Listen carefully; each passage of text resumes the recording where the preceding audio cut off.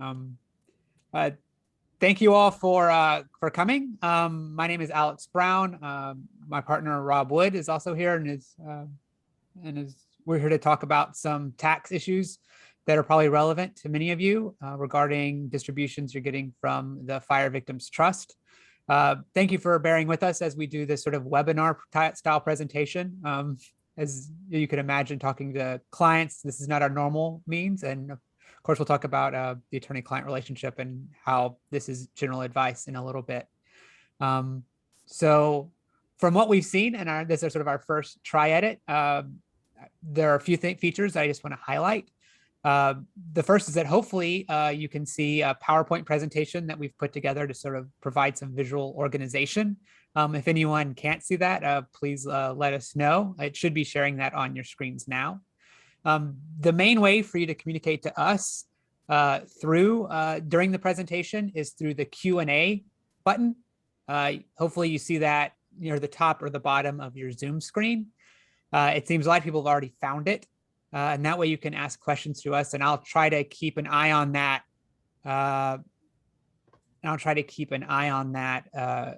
As we go through the presentation. One thing that's going to help us is at the bottom of every question, there's a little thumbs up icon. And if you like that question, you click that, and the questions are listed in the order of the questions that have the most thumbs up. So if you see a question that you like or that you really want answered, please do that. So that way it goes to the top of the list, because that way we'll spot it earlier as we do it.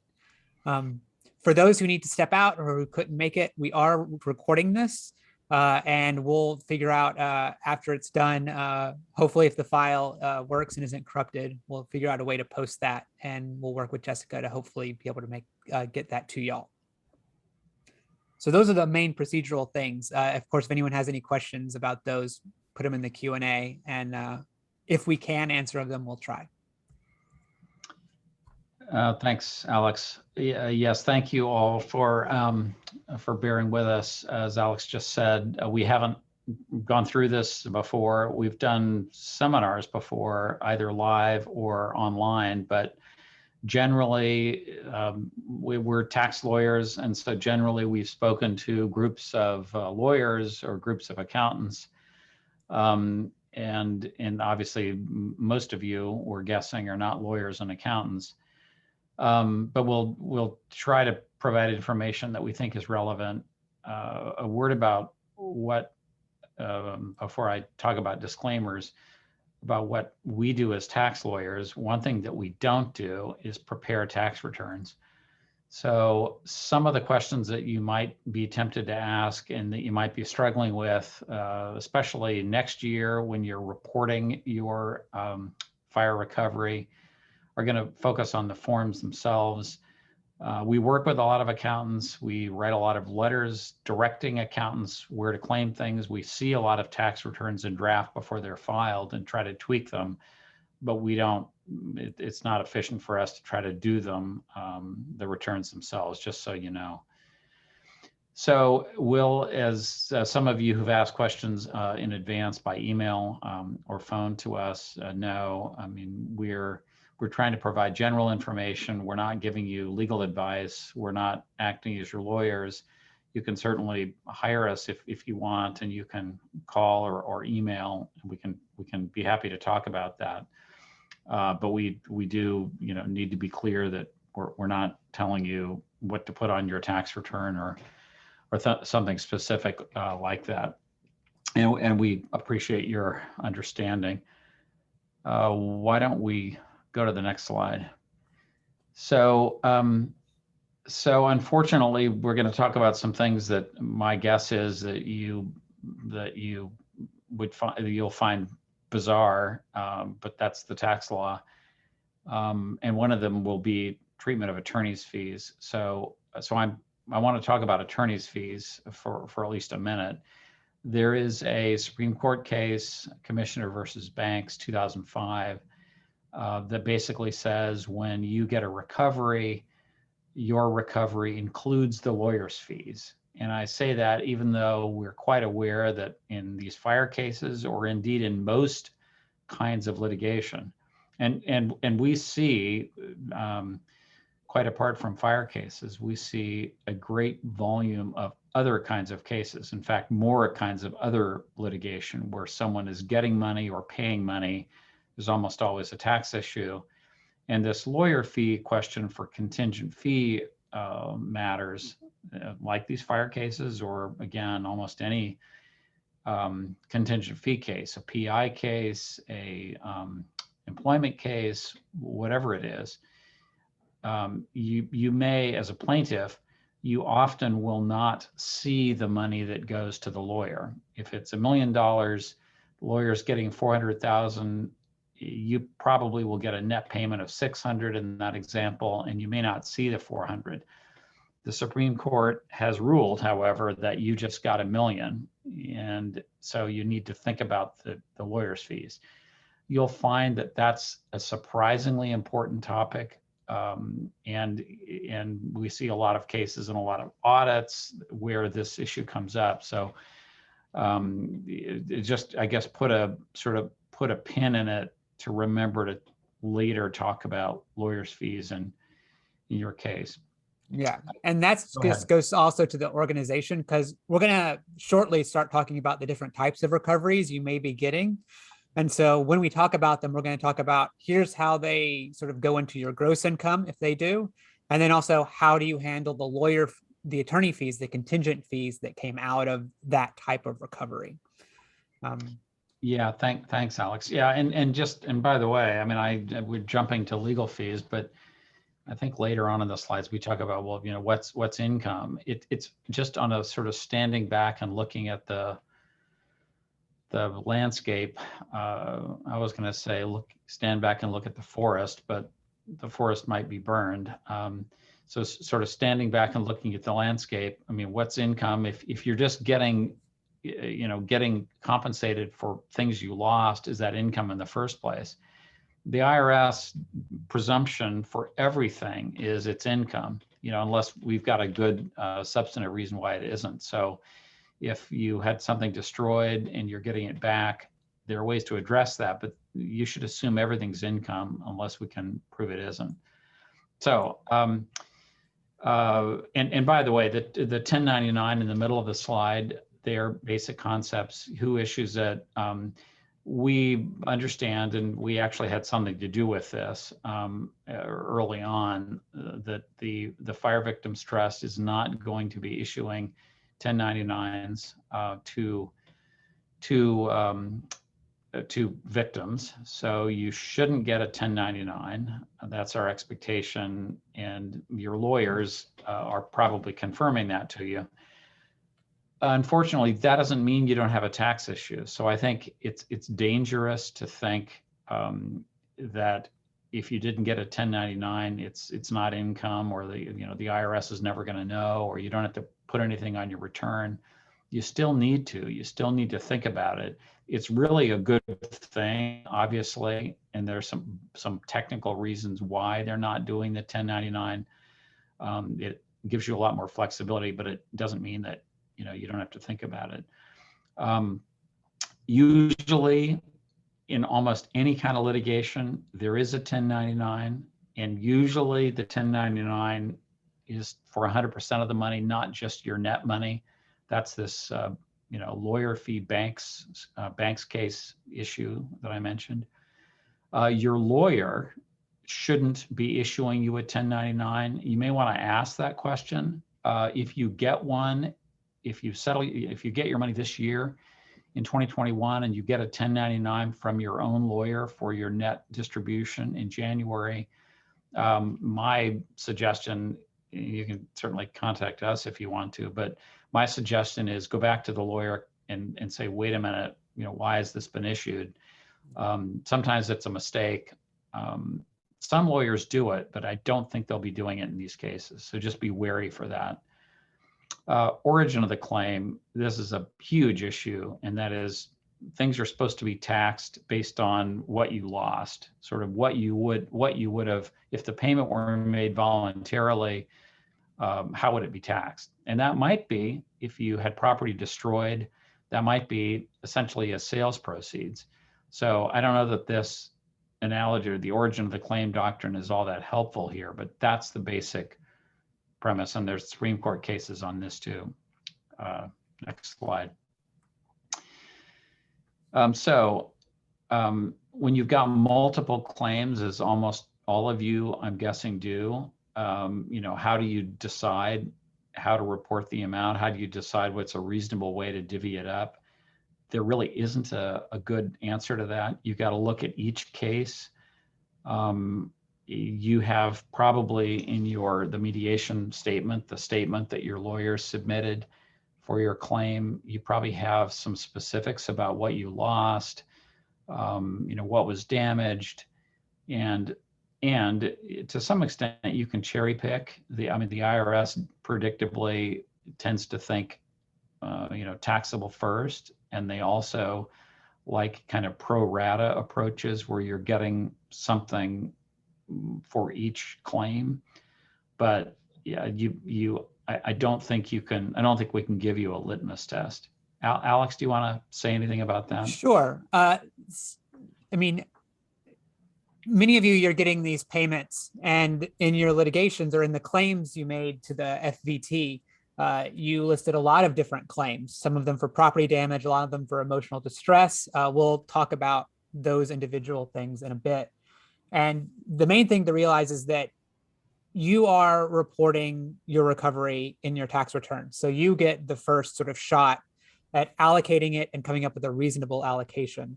The IRS or the FTB, they can challenge that allocation if it is unreasonable. So, there are limits in sort of how far you can put it, push things towards tax favorable. But ultimately you're making the first allocation, and you sort of have to look at the documents, and we're going to talk about the documents that you have available to see what allocation might be reasonable under your facts. As Rob mentioned, the claims documents, or if it's a formal litigation complaint documents, those are going to identify the claims. Probably as part of your claims, you had to substantiate the value. So those can help you assign number values. And one question, which is probably the most common question that we've gotten while we were preparing for this, is there the determination letters from the Fire Victims Trust itself, which actually go sort of claim by claim and say which claims were allowed and sort of how those factor into sort of the amount you're receiving. We understand that for many of you, the determination letters were provided for your counsel, but you have not received them. And I guess the question that we've gotten most often, including the most popular question on our Q&A right now, is it good to get them? We understand what the council is saying, is that the idea is that if you don't have them, then maybe you might have more leeway when you come up with your allocation. Ultimately, though, I think that sort of more knowledge is better. Yeah. And I think it's unlikely that the IRS or the FTB will not know that these determination letters exist. They will ask for determination letters in an examination. So I'm from our perspective, I don't think we see much benefit to not having that information at your fingertips. Yeah, let me, Alex, and I agree. So there's one question that, or maybe this is a chat. I guess maybe that's the same thing, but from Daryl Spain, it looks like it's a quote from something, and it essentially says, if you are, which I did not know, I must confess. Any case that we're involved in, there's a lawyer involved. This says, and it looks like a quote, that if you don't have a lawyer, so those of you who've proceeded and don't have a lawyer, that you are going to get a 1099. This is what it says. I did not know that. I don't know that we can provide more information, and that may be engraved in stone if this is a quote out of something from the Fire Victims Trust and its counsel. It says it's from the FAQs. Thank you. The Fire Victims Trust FAQs. So if you don't have a lawyer, it sounds like you're going to get a 1099. I would just stress, a 1099 isn't fatal. A 1099 is, I mean, you've clearly got to put it on your tax return. I think it would be fatal, or at least, trigger an audit if you receive a 1099 in any amount and you simply don't don't address it on your tax return. Next slide, please. Sure. There are a few Q&As on these topics. Yeah. The first one, it says, if the claim is for the full amount, say 1 million, this is from Kathy, should they be issuing 1099s to their attorneys for their attorneys' contingent fees? The answer to that is usually no. I say usually because 1099 reporting is required. This is getting into the tax code, but it's for payments made in the course of a taxpayer's trade or business. So if it's your personal residence that was destroyed or a vacation home, then payments that you're making to your attorneys for their contingent fees are not being made in the course of a trade or business. So 1099 reporting is not required. The attorneys are paying tax on they should be paying tax on their contingent fee. And in almost all cases, the attorney will be receiving a 1099, just not from you. There's a separate 1099 requirement that says that essentially the Fire Victims Trust has to issue 1099s to attorneys for any payments made to an attorney. So the whole amount that's paid over to them, including their fee, will be separately reported or should be reported to the attorneys. So if what was destroyed was a business property, then you may have a 1099 reporting obligation because that's something that's done in your trade or business. But for most victims, where it was your home or vacation house or something like that, you don't have a 1099 reporting obligation for your attorney's fees. There was another question about, could you pay the FTB early? And that's estimated tax payments. You can pay those as you receive. Let's go to the next one. Sure. So lost profits, if you have a business that you lost or that was damaged, then I think your tax situation is more complex or somewhat different. As you might expect, if it's lost profits, generally that's going to be treated as profits. In other words, if you say you lost $100,000 of business and you get $100,000, that's going to be taxable. Sometimes there are ways to avoid that or minimize it. Emotional distress, kind of inconvenience, those kinds of things. Unfortunately, the IRS view is virtually all of that sort of thing is taxable. So you should, even if you have some physical symptoms, the IRS views those as taxable. There are lots and lots of disputes, as you might imagine, about that. And we can't get too deep into the weeds, but we see a lot of these kinds of things in employment cases too, by the way, not just fire cases. But if you have smoke inhalation or something like that, it's worth discussing. Let's go to the next one. Sure. Did we get the emotional distress? Oh, I'm sorry. I thought so. Yeah, emotional distress damages. So physical sickness, this sort of leaps ahead a little bit, but physical sickness or physical injury damages or emotional distress from those things are the damages are or can be tax-free. In contrast, if it's just emotional distress, that's taxable. And if it's emotional distress that you're so upset you get sick to your stomach, or you're so upset that you can't sleep for nights, and those kinds of things. Some of it depends on how it's phrased. It really is quite unfair, and it sounds a little ridiculous. If you say, the fire made me sick, or leaving the house in the middle of the night made me sick, caused me I have post-traumatic stress disorder. I think there's a good case that should be tax-free. In contrast, if it is that you have emotional distress and as a result of that, you have various physical symptoms, including some of the ones listed here, the IRS says that's 100% taxable because the emotional distress came first. Anyway, if you have questions about that, email us and we'll send you some articles to read that might help. But I don't know, Alex, you want to say any more about that? No, I know that was a question someone asked, is that a lot of people's claims and called claims for, and it uses lots of words: inconvenience, annoyance, nuisance, sort of zone of danger, but anything that's sort of getting at compensation for emotional distress is taxable as ordinary income unless you qualify for one of the exceptions we're going to talk about later. Yeah, thank you. Next slide, please. Yeah. So I think we should maybe skip over a lot of the legal fee thing. I think the main thing to note here in the middle of the slide, we gave you the bad news, which is, in general, we believe as tax lawyers that the safe play and the correct play is to treat your entire recovery, including the money that went to the lawyers that you won't see, as your gross income, and then explain it. Some of it may be basis recovery. I mean, it may be that you aren't paying any, hopefully that you're not paying any tax, but, or if you're paying any, that it's very little. But I think addressing it, the legal fees is what we advise clients to do. And of course, addressing the legal fees means, well, obviously, I'm just going to use my $1 million example because it's easy.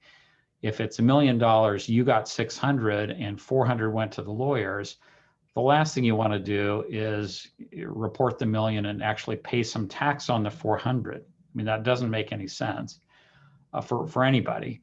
So, how do you deduct it, or how do you offset it? And the answer is it varies depending on the circumstances.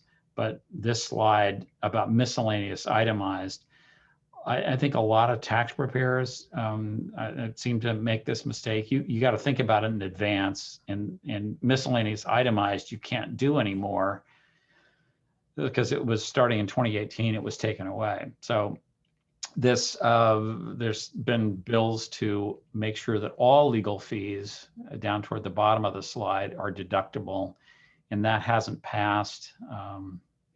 We're sort of watching it. Next slide, please.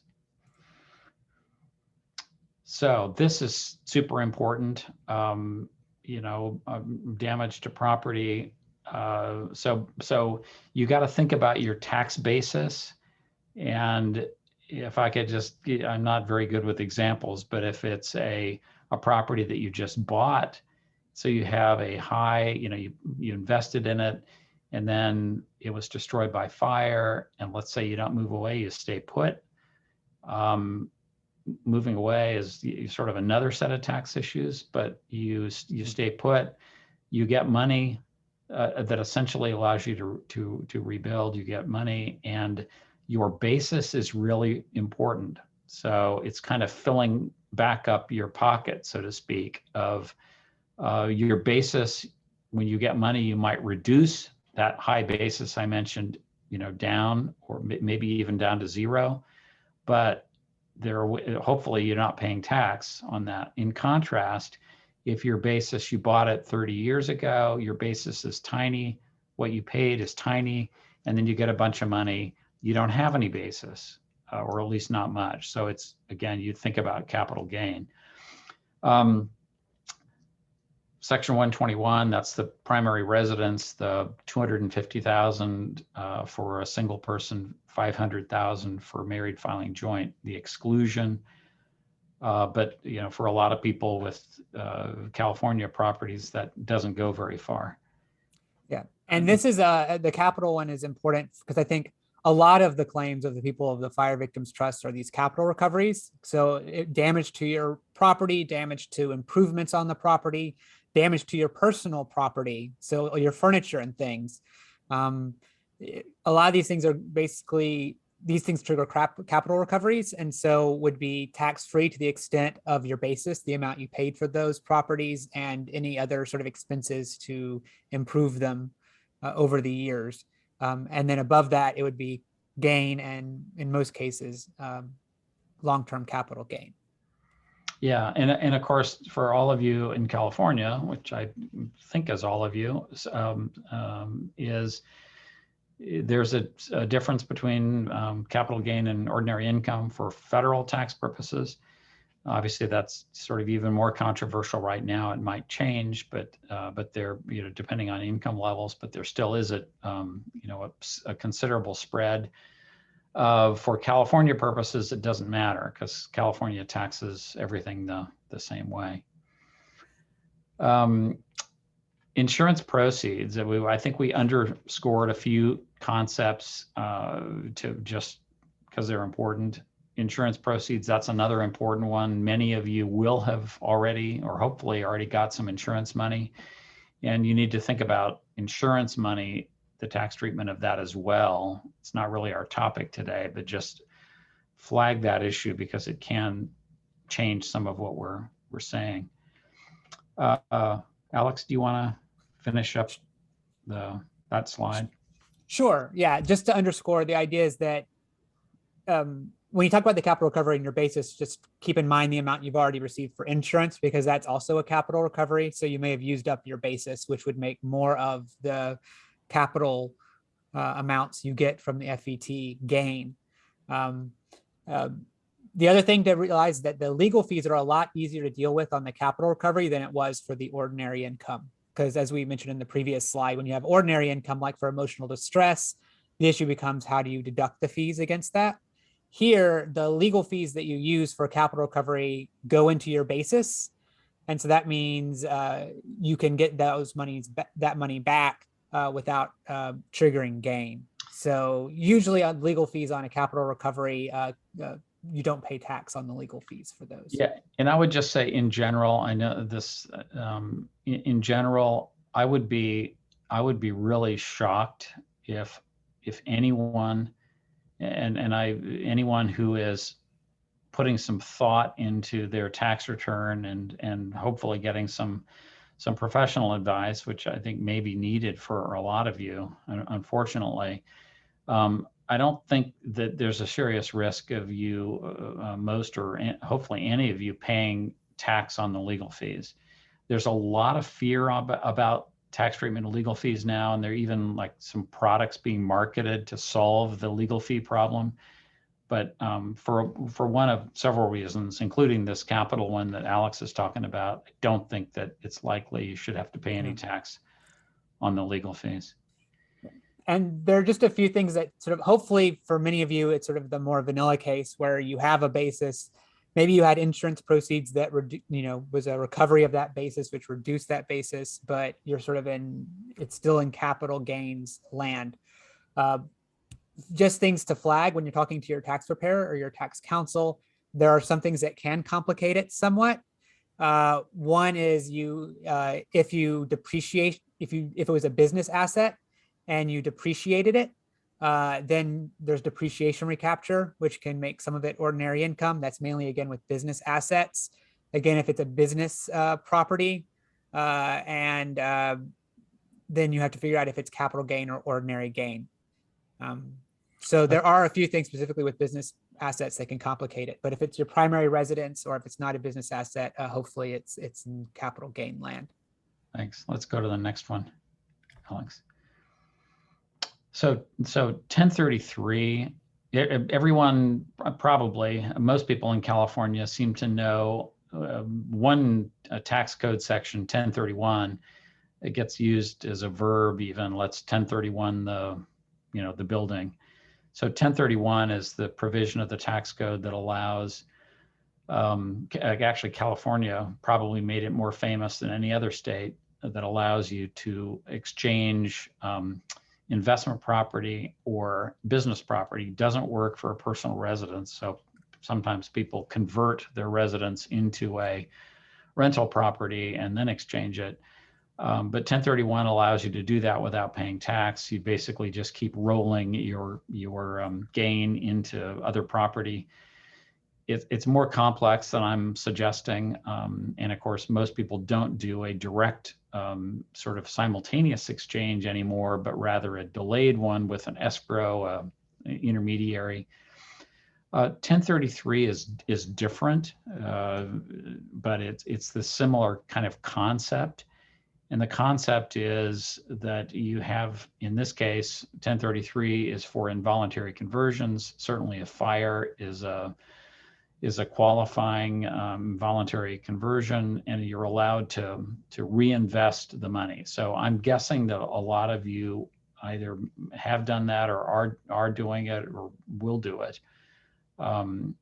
So it's you have to elect it. There are some nuances to observe, but the idea is you shouldn't be paying tax if you're just getting money that you are reinvesting.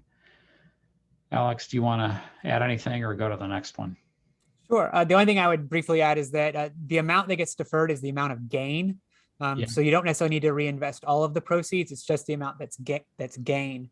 And so if the property that was destroyed was your primary residence, because of that exclusion of part of the gain, that just means you have less gain that you have to reinvest to avoid taxation in the current year. Yeah, and by the way, there's I should say that our website, which is not the best website in the world, it's pretty old. We're trying to redo it, but it's got a lot of articles on it. So if you go, there's like a publications page, and if you click, you go there. There's a search window, and if you typed in, for example, 1033, I know that there are a couple of articles about it, and there's one in particular that I think might help you. It basically compares the 1031 rules, which is the one I mentioned about voluntary exchanges, to 1033. And I think if you read that or look at it, you'll see 1033 is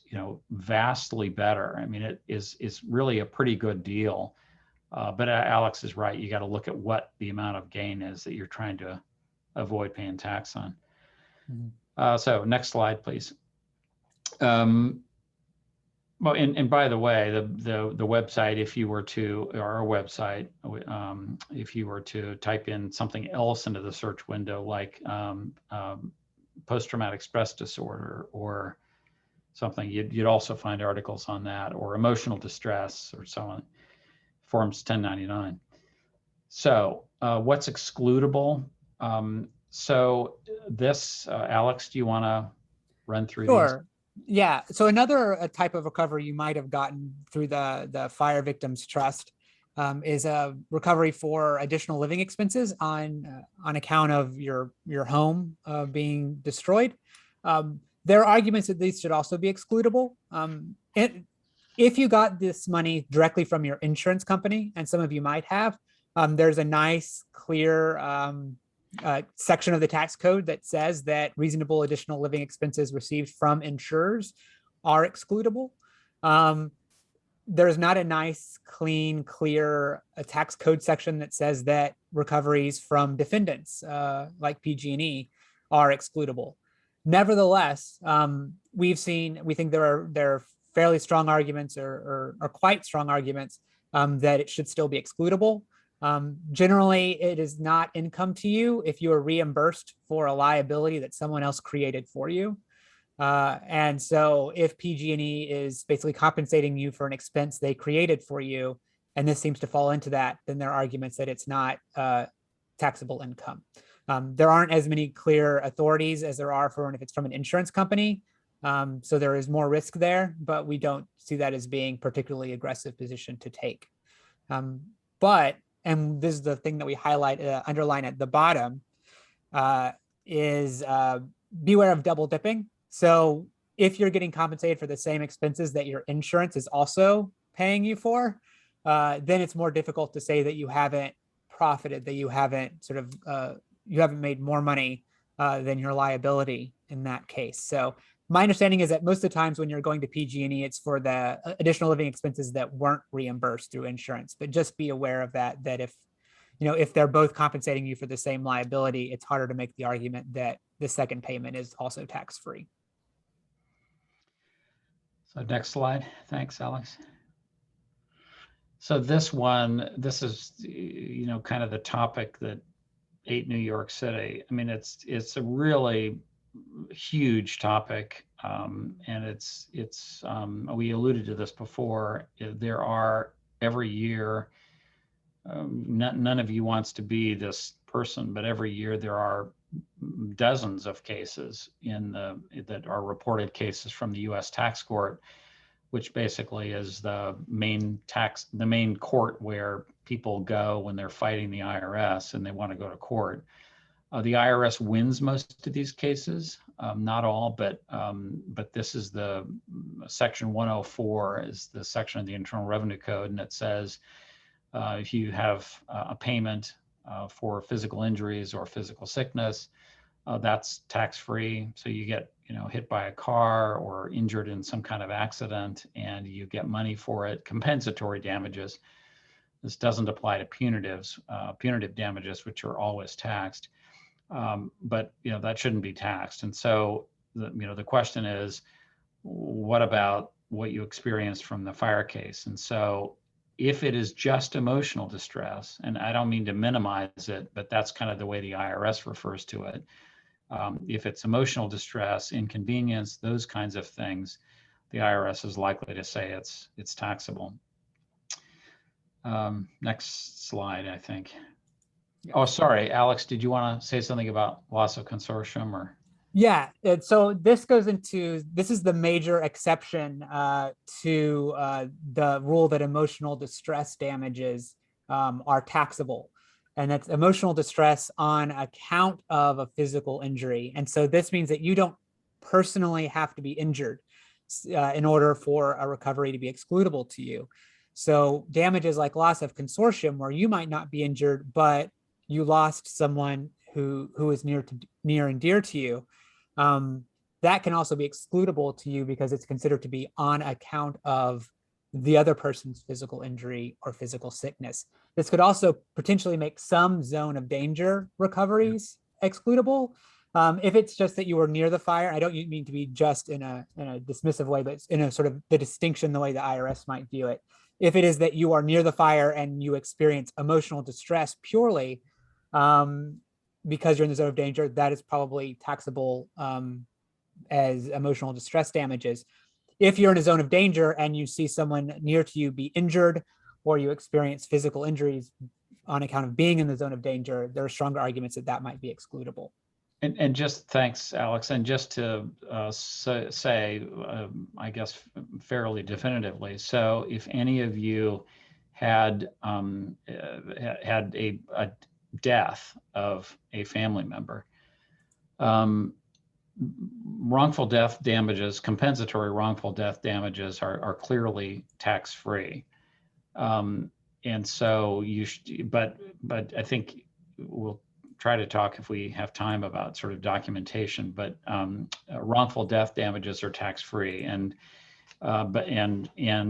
as to if somebody's injured and you are essentially emotional distress because somebody was injured, not killed, we should talk about that one separately. But I think there are lots of gray areas here, but wrongful death claims coming out of these these fires, wrongful death damages should be tax-free. Let's go to the next one. So this at the next slide, yet another gray area. So many people have, and again, this happens in a variety of kind of litigation contexts, including employment cases, where you are not saying that PG&E or the fire, gave you blank, a particular medical condition, but what if they make it worse? Then that's fair game. Again, there are tax cases that say that should also be excludable from income. But once again, there are lots of these nuances, but those also are worth talking about, I think, in this context. Alex? And I think I didn't mention it specifically, but one thing to be aware of that sort of causes confusion is what is considered a physical injury, because oftentimes with emotional distress, there are things that are considered that the IRS and courts have sort of somewhat sort of minimized and said are just mere symptoms of emotional distress. So things like sleep disorders, loss of appetite, weight gain, stomach disorders, things like that. Usually, if you want to help substantiate a physical injury, you want something that's not a condition like that, and that is sort of a standalone condition. Um, you know, those are easier to support an excludable recovery for. Yeah, I mean, that's thanks, Alex. That's right. Unfortunately, the way the law has developed here, that the tax code used to say, up until 1996, used to say that emotional distress recoveries were tax-free, or the tax code didn't say that directly, but lots of tax cases said it. And in 1996, Congress changed that to say it's got to be physical, but nobody has really made clear since then exactly what physical means, which is why this line gets litigated so much with the IRS. But yeah, some things, I think some of it's a question of degree, kind of how bad is it, and stomach aches or sleeplessness, those clearly in the IRS view are just emotional distress, sort of byproducts. But on the other hand, if you had a bleeding ulcer, that's probably not an upset stomach. It seems to me that that is different, but lots of gray areas, I'm afraid, there. Post-traumatic stress disorders, PTSD, is real. I mean, neither Alex nor I have any medical expertise, but based on what we have read and seen, it's quite real, and it's a physical sickness or physical injury. It's not just emotional distress. It's not depression. There is no tax case yet that says either PTSD is damages are tax-free, and there's no case that says the reverse. We think that there are good arguments. We've written a number of tax opinions on this, but it's but I think sort of proof is really important, and it would be worth talking about to a qualified tax person about this if it impacts you. Alex, anything more about PTSD you want to say? No, I think I went too far though. Sorry. Yeah, it's sort of, there are some statements from previous employees of the IRS or from the taxpayer advocates office that there seems to be a developing understanding that this dichotomy between physical and emotional is sort of a false dichotomy. You know, emotions generate in our brains; that's a physical part of our body, and they have very physical repercussions. Unfortunately, the tax law, this distinction was put into the law in the 1990s, and it hasn't really been updated. PTSD is probably one of the quote unquote emotional symptoms that has the strongest arguments or the most documented physicality. And so it's probably sort of a gray area at the moment, but there's not binding guidance either way currently. So yeah, this slide about substantiating physical injuries, and maybe this is a good time to say more generally. So I know a lot of this is probably annoying to think about. It would be really nice. Yeah, I mean, your ordeal is not over. It would be really nice to be able to get the money, whatever you're getting, and deploy it and not think about these things.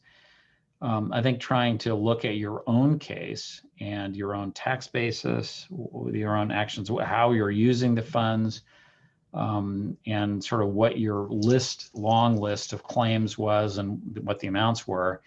I think that's important to do, because that's really the only way that you can make an informed decision about what to put on your tax return. And the places where we see, I mean, we tend to, I guess because we're tax lawyers, we tend to see, we certainly plan, but we also tend to see things when they don't go well. And when someone just doesn't file a tax return, which is obviously can have all sorts of bad repercussions, or files a tax return but ignores certain things, like ignores a payment. And it's really hard to reconstruct all this sort of stuff years later. I mean, it's hard enough to do it now or before you file 2021 tax return.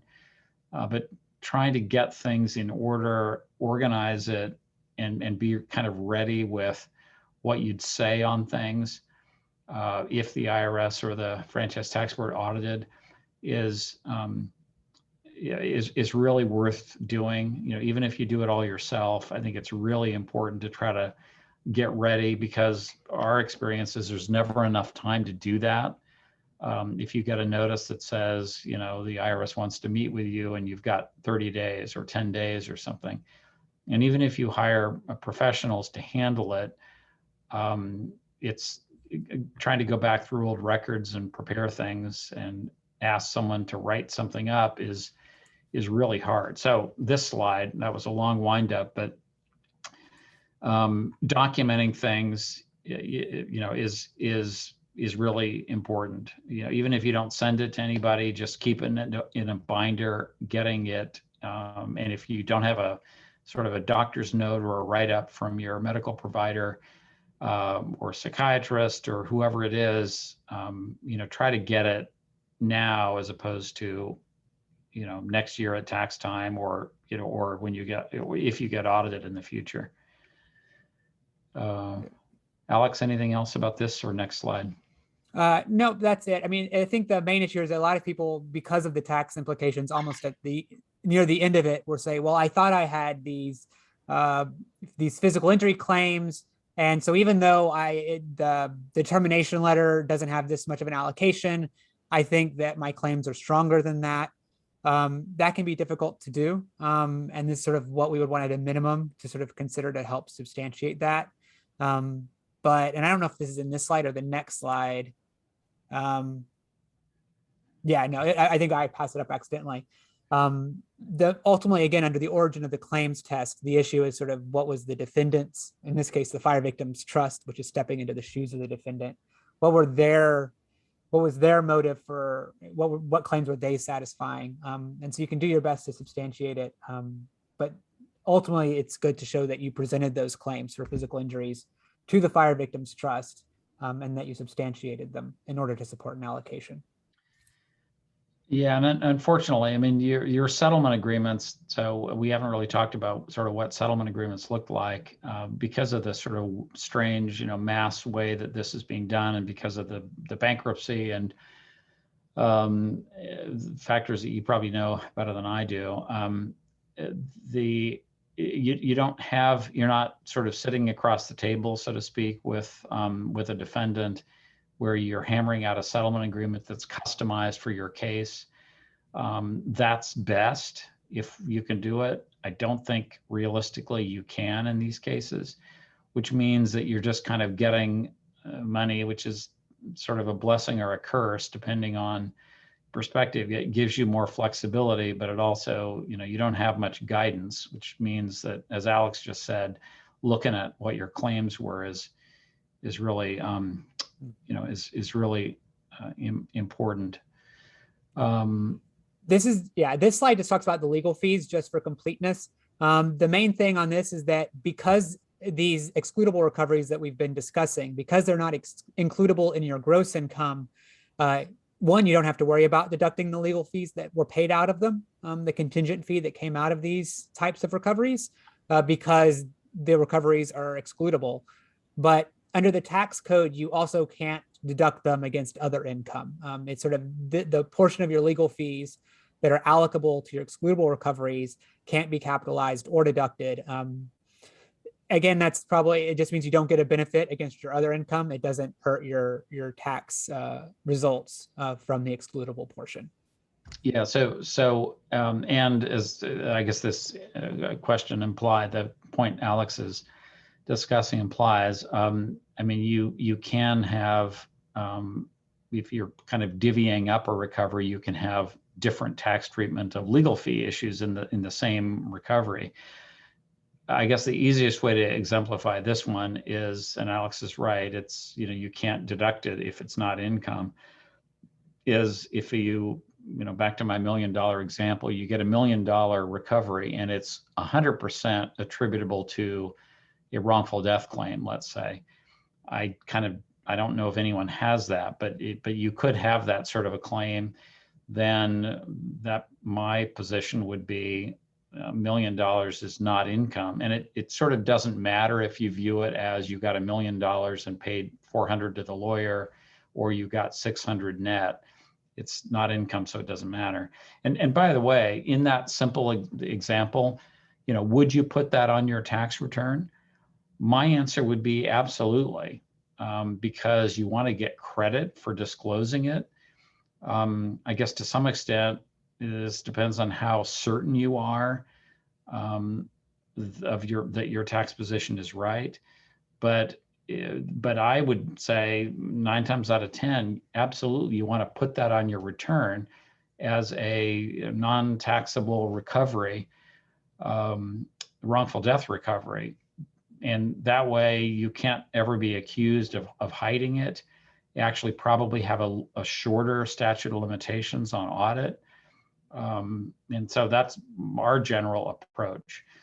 On the other hand, if it's an exclusion from income, and if you're right, then usually you're not under a legal obligation to list it. So, but there are a lot of issues like that are worth talking about. The last thing you want is to be surprised, and be defending yourself. And so, as I say, our answer typically is to disclose things.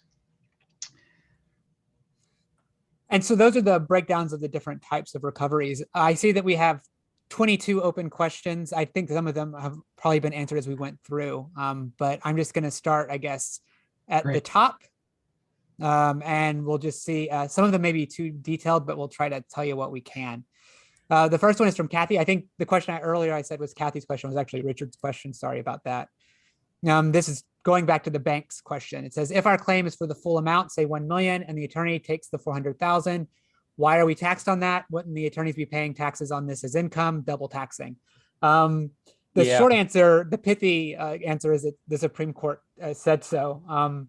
But the real answer is, with a contingent fee, the idea is that the plaintiff isn't paying, you're the one who's receiving the recovery, and then you are turning around and paying your attorney the contingent fee based on your fee agreement.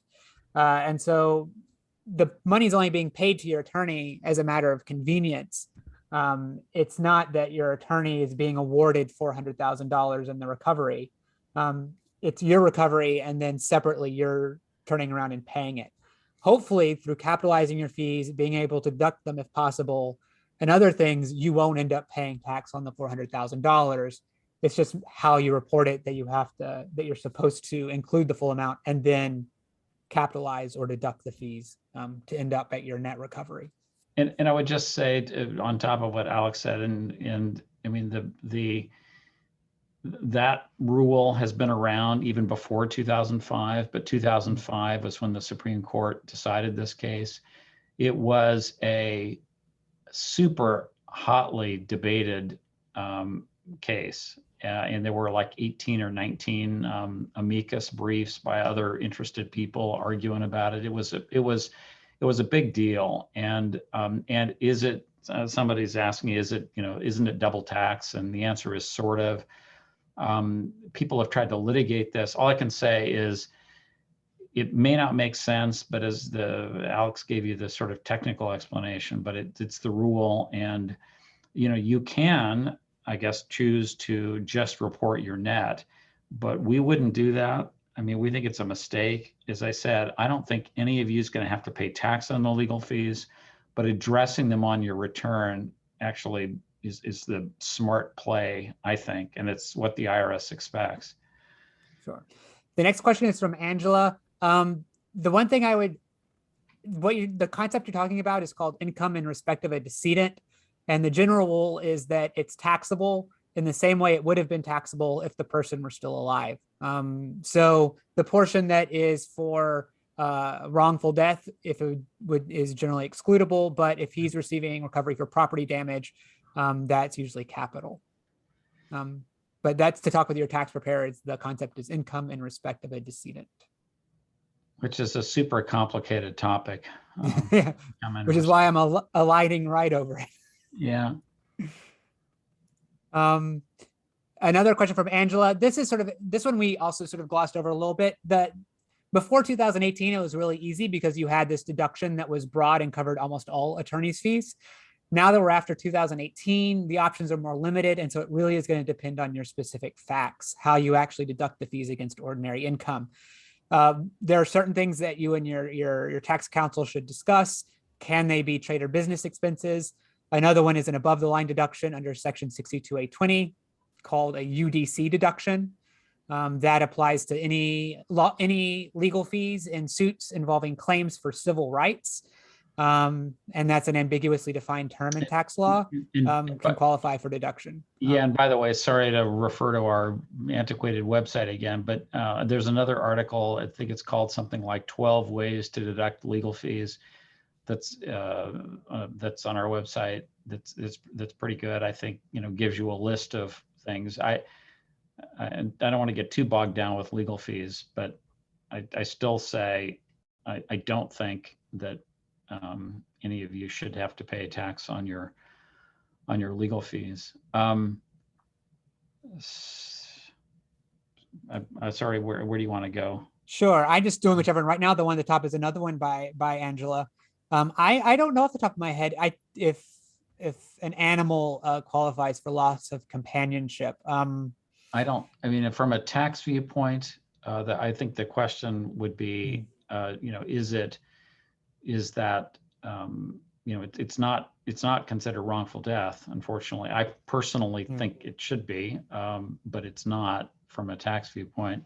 So that's probably just going to be viewed as emotional distress. If you watched your animals die and that gave you PTSD, my view is that should be fair game for a tax exclusion. But sure. The whole question of how animals are treated as property under the law, I think is wrong, but it's still the law as far as I know. Yeah. The next one is just basically why do we think it's good to get the determination letter, but not a 1099? The issue is sort of the benefit and the downside. The benefit of getting the termination letter is that it's probably a document that the IRS or the FTB is going to want, and that you're going to have to defend against either way, whether you ask for it or not. So it's good to have that information. And if you don't like what it says, that at least that, and you can prepare your returns and be prepared to defend if you report it differently. A 1099 is different. It doesn't have a detailed breakdown. It just says this is the amount of the payment that the payor, if they're doing it right, thinks is taxable to you. If it's something that is filed with the IRS and the IRS uses IRS 1099s and their computers compare them to tax returns to identify when the IRS thinks people are underreporting. So by not having a 1099, you're not actually losing out on that much valuable information. You're not losing out on information that isn't in the determination letter in more detail. You're also not having something that's filed with the IRS that could trigger an examination or that you're having to defend against. Let me, and sorry to interrupt, Alex. Let me just say this because it's sort of a related thing. Does anybody want a 1099?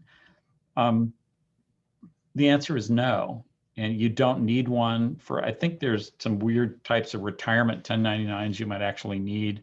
But if you work as an independent contractor and somebody's going to pays you a bunch of money for some kind of a job that you did, and then they don't send you a 1099, there's no reason why you need it. You're required to report the income. If you earned $30,000 doing something and you expected to get a 1099 for $30,000, but you didn't get it, you don't need to call them up and say, hey, I didn't get it, I need it.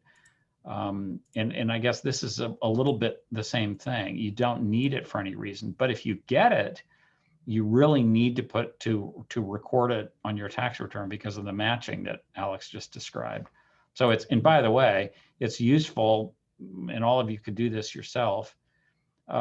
It's useful to get a transcript. The IRS has these things, you can get them fairly easily, or you can have your tax person get it. Which lists all of the 1099s listed under your Social Security number. Not a bad idea to get those. Somebody, and sorry that I'm jumping to one question I think is quite important. Anonymous says, I didn't claim insurance payments on my taxes because I thought they were excluded. Was this wrong? What do I do now? It sort of depends on what the insurance proceeds were. But it's a key thing. I think it's important to talk to your tax person about that and about your, your PG&E recovery. But in general, if you thought your tax return was correct when you signed it, which, remember, they're signed under penalties of perjury. If you thought it was correct when you did it, you generally are not required to amend it or anything like that. Each tax year stands on its own. So, but I'd say as to what do you do now, I would take that into account when I'm looking at basis and other things. Alex, back to you. That sounds good. The next one is a question we get a lot about the preliminary payments, and there's a sort of a game of telephone in the information, but my understanding is that the Fire Victims Trust has decided that the first payment that's going out this year, and I'm sure I'll show up in chat if I'm getting this wrong, they're going to treat that as credit towards the emotional distress claims. And so they may, and so that's how they're designating it. If you want to be consistent with that, and you had emotional distress claims or other taxable recoveries, following the way that the Fire Victims Trust is allocating it isn't a bad idea. If you think that that's incorrect, or you want to treat every distribution you receive as pro rata of all your claims, that is within your right, because you're the one who's filing the tax return. But it just may be something that you have to explain. So it's sort of the easiest thing, if you don't mind paying more tax on the upfront, is just, I would say, is following the way that the Fire Victims Trust is deciding to distribute the claims.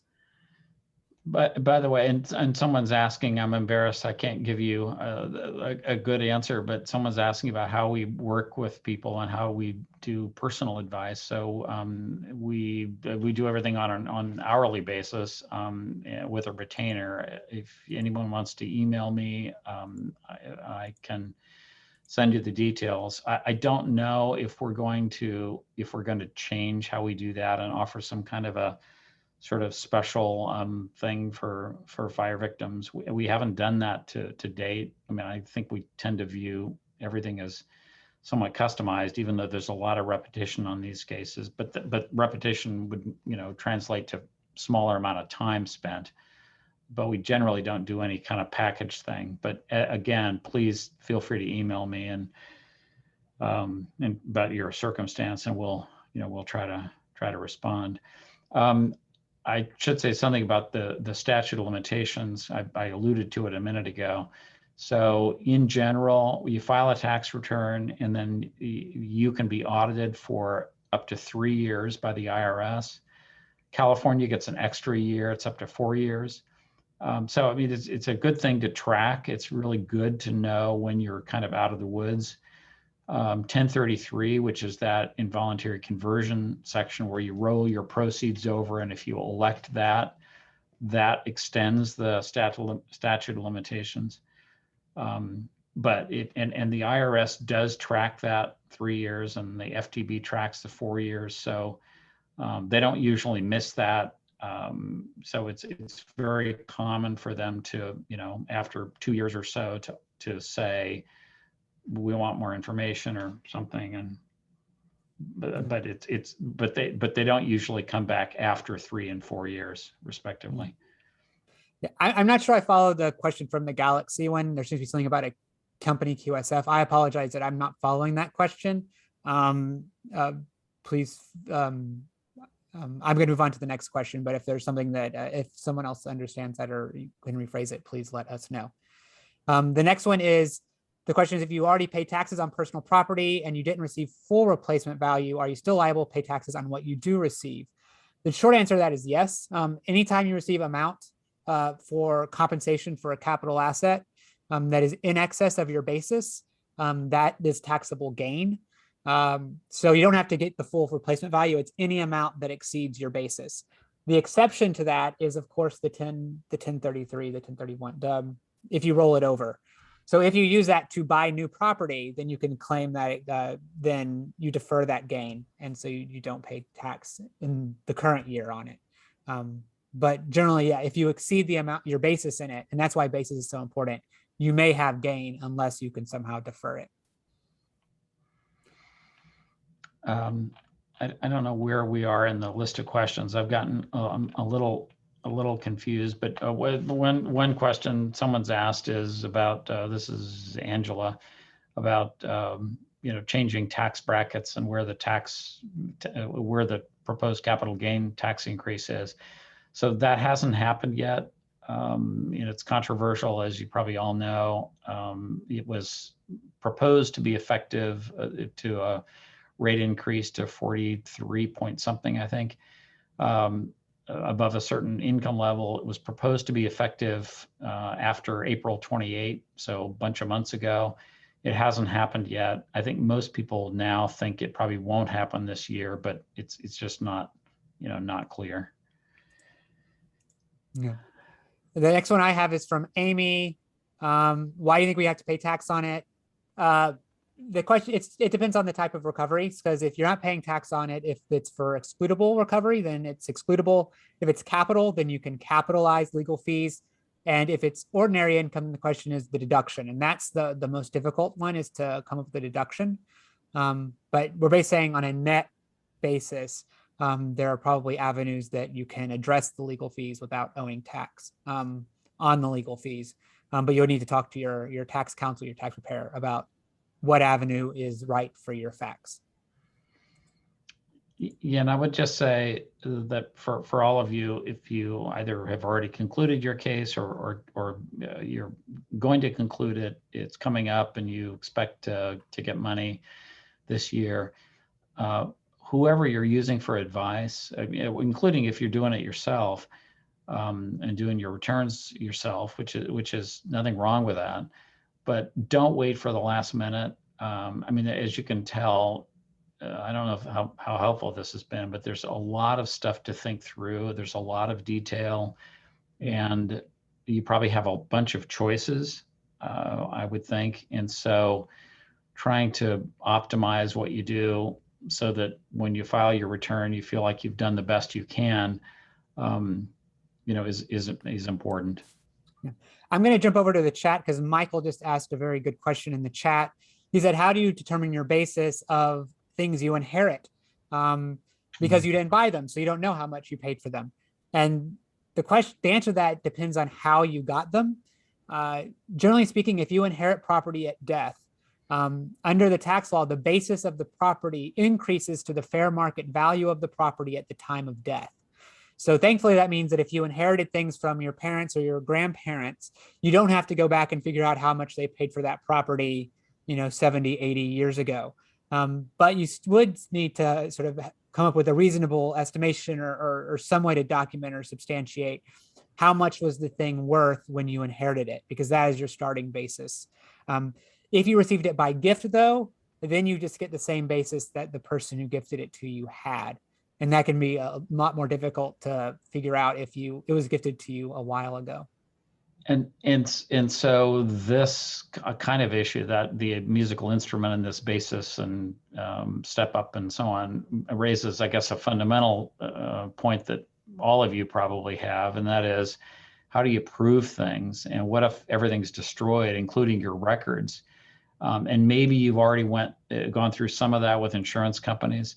You don't want to have to do this with the IRS or the Franchise Tax Board, but a lot of it, I think, is about documenting things the best you can and trying to be reasonable and trying to be ready. As horrible as it sounds, be ready to sort of defend yourself. This is what I did. This is why I did it. And here are the records that I have. Here's what we did on the numbers, to be able to show that to the IRS or the Franchise Tax Board if you ever had to.